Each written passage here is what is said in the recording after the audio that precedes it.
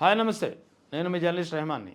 దేశ ప్రధాని నరేంద్ర మోదీ నిన్న హైదరాబాద్లో పలు అభివృద్ధి పనుల్లో నిమిత్తం హైదరాబాద్ పాల్గొన్నారు. హైదరాబాద్లో పలు అభివృద్ధి పనుల సంబంధించినటువంటి కార్యక్రమాల్లో పాల్గొనడమే కాకుండా కొన్ని పనులకు సంబంధించి శంకుస్థాపనలు కూడా చేశారు. అంతవరకు బాగానే ఉంది. ఇది ఒక పూర్తిగా అధికారికమైనటువంటి కార్యక్రమం ప్రధాని నరేంద్ర మోదీది నిన్న హైదరాబాద్లో జరిగింది.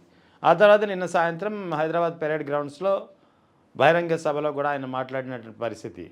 సో ఈ మధ్యలో అంటే ఇక్కడ గచ్చిబౌలిలో హెచ్ఐసిసిలో జరిగిన కార్యక్రమం కానీ, సింధు హాస్పిటల్ ఓపెనింగ్ కానీ, అటు పెరేడ్ గ్రౌండ్స్ కానీ, ఈ మధ్యలో పవన్ కళ్యాణ్ ఇంటికి వెళ్ళి ఆయన పరామర్శించారు. ఇటీవల పవన్ కళ్యాణ్ జనసేనాని పవన్ కళ్యాణ్ శస్త్రచికిత్స చేయించుకున్న అనంతరం ఆయన విశ్రాంతి తీసుకుంటున్నారు హైదరాబాద్లోని తన ఇంట్లో.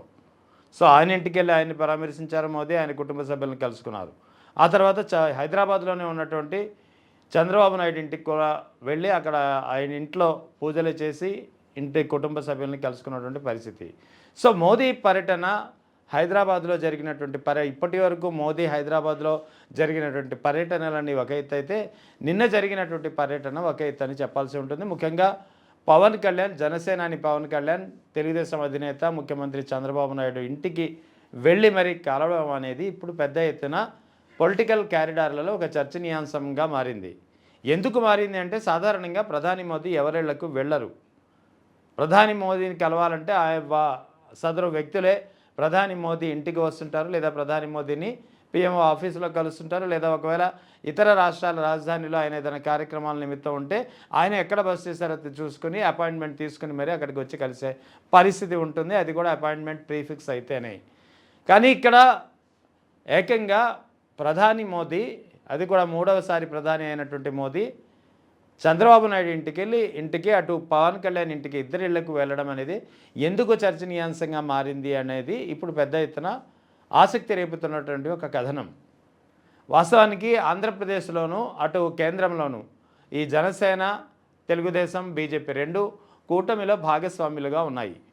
సో కూటమిలో భాగస్వాములుగా ఉన్న పార్టీల నేతల్ని ఆయన వెళ్ళి కలవడం అనేది రాజకీయంగా అధికంగా అదనంగా ప్రయోజనం చేకూర్చే అంశం అయితే కానే కాదు. ఎందుకంటే ఇప్పటికీ వాళ్ళు కూటమిలో ఉన్నారు.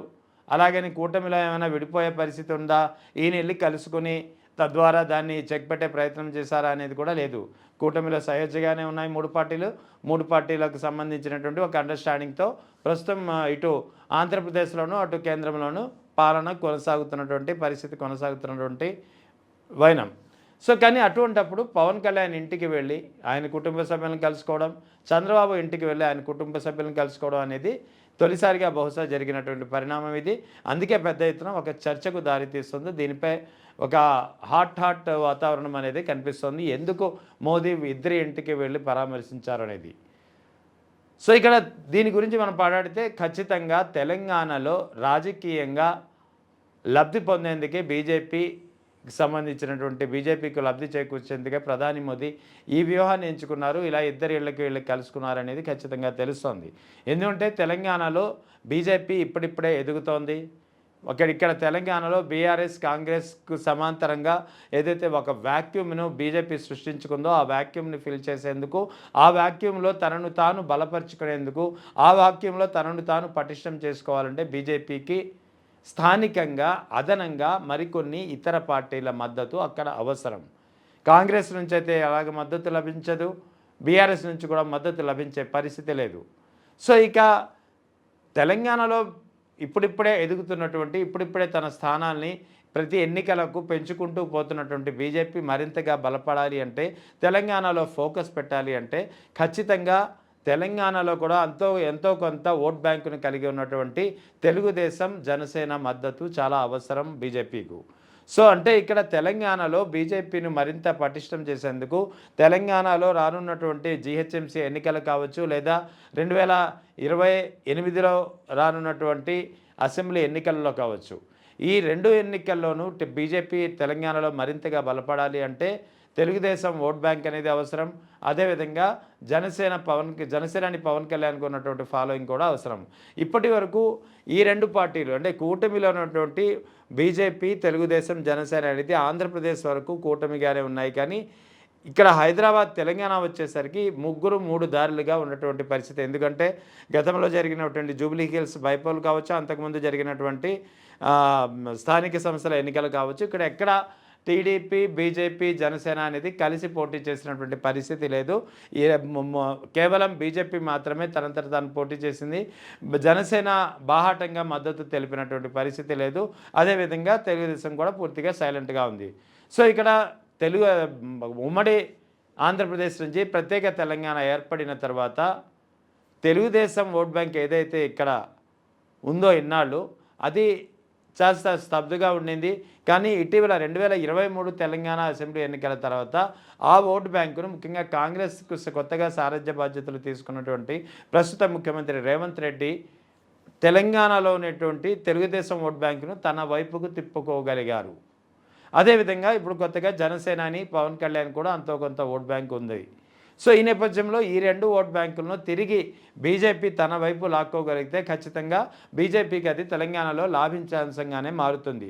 సో ఇందులో భాగంగానే ఇక్కడ తెలంగాణలో బీజేపీని పటిష్టం చేయాలి అంటే ఖచ్చితంగా తెలంగాణలో ఉన్నటువంటి తెలుగుదేశం ఓట్ బ్యాంక్ అవసరమవుతుంది. అదేవిధంగా జనసేనని పవన్ కళ్యాణ్కి ఉన్నటువంటి ఫాలోయింగ్ కూడా అవసరమవుతుంది.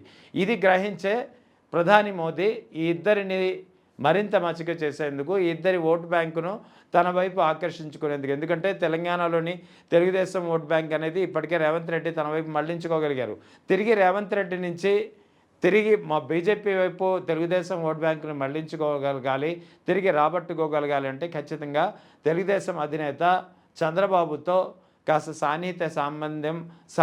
మరింత సాన్నిహితం ఉందనేది అందరికీ అర్థమయ్యేలా ఉండాల్సి ఉంటుంది.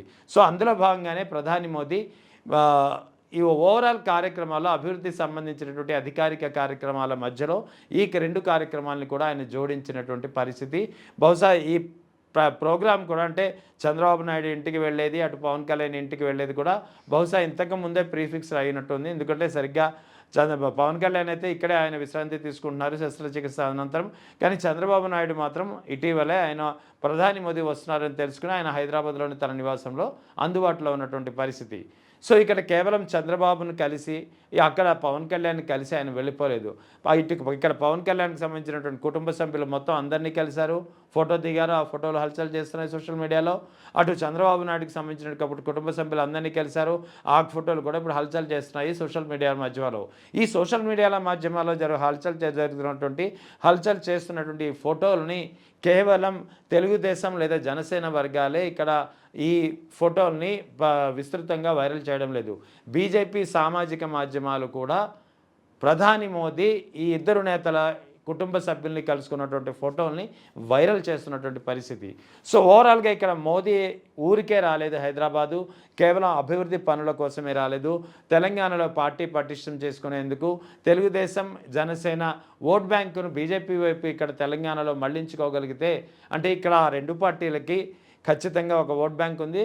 ఆ ఓట్ బ్యాంకును ఆ పార్టీలోకి ఎలాగూ లేదు కాబట్టి, ఆ పార్టీలు ఎలాగో ఇక్కడ పోటీ చేసే పరిస్థితి లేదు కాబట్టి బీజేపీ వైపు మళ్లించుకోగలిగితే అది లాభించే అంశంగానే మారుతుంది. కాబట్టి అందులో భాగంగానే ఈ పర్యటనలో అటు పవన్ కళ్యాణ్, ఇటు చంద్రబాబు ఇళ్లకు మోదీ వెళ్ళినట్లు క్లియర్ కట్గా అర్థమవుతుంది. ఇందులో భాగంగానే అటు రేవంత్ రెడ్డిపై ఆయన విసిరినటువంటి చలోక్తులను కూడా మనం పరిశీలించుకోవాల్సి ఉంటుంది. హైదరాబాద్ అభివృద్ధి కానీ తెలంగాణ అభివృద్ధికి కానీ కలిసి నడవమని చెప్పి పదే ఆయన రేవంత్ రెడ్డిని కోరడం, రేవంత్ రెడ్డి కూడా దీనికి నవ్వుతూ ఆయన దీనికి దాటవేయడం అనేది ఖచ్చితంగా మనం విజువల్స్ ద్వారా చూసాం. సో ఓవరాల్గా మోదీ హైదరాబాద్ పర్యటనలో చంద్రబాబు, పవన్ కళ్యాణ్ ఇళ్లకు వెళ్ళడం అనే దాని వెనుక పెద్ద వ్యూహమే ఉందని చెప్పి క్లియర్గా అర్థమవుతోంది.